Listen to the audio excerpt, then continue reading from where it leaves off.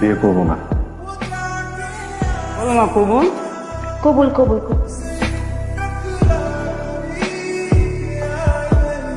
কি হয়েছে? আপনাকে যেন একটু কেমন লাগছে, কোনো কিছু নিয়ে কি আনকমফোর্টেবল ফিল করছেন? আনকমফোর্টেবল কেন হবো? আন্টি পছন্দ হয়নি? না, পছন্দ হবে না কেন? আংটিটা তো খুব সুন্দর। আমার সিম্পল জিনিস খুব পছন্দ। আংটিটা সিম্পল অ্যান্ড বিউটিফুল। তাহলে প্রবলেমটা কোথায়? আপনাকে যেন একটু কেমন লাগছে, আপনি শেয়ার করতে পারেন আমার সাথে। অনেস্টলি আমার বিয়ে করার কোনো ইচ্ছা ছিল না। ফ্যামিলির প্রেশার, মার প্রেশার, সো ভাবলাম যে বিয়ে তো কখনো না কখনো করতে হবে, যেহেতু মা তো প্রেশার দিচ্ছেন করেই ফেলি। এখানেই ঝামেলাটা। আগে কখনো কোনো রিলেশনশিপে যাইনি। ক্যাম্পাসের ফ্রেন্ডরা ছিল বা কলেজ লাইফে কিছু মেয়ে ফ্রেন্ড ছিল, ওই ফ্রেন্ডশিপ পর্যন্তই। এর উপরে বা এর বেশি কখনো কোনো কিছু ভাবিও নি।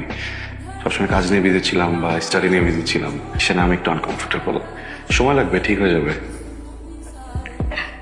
আসছেন কেন? হাসছি বিকজ আচ্ছা, আপনি টেনশন করবেন না, সব ঠিক হয়ে যাবে।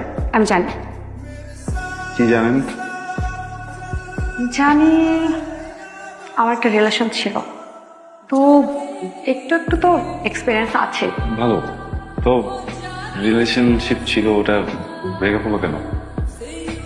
If you want you can share. চলেন হাঁটি ওদিকে। আমি বারবার বললাম আমার ছোট বোন আসছে, তুমি ওকে রিসিভ করে বাসায় পৌঁছে দিয়ে তারপর ঢাকায় ব্যাক করবে, আর আমার বোনকে রেখে তুমি চলে গেলে।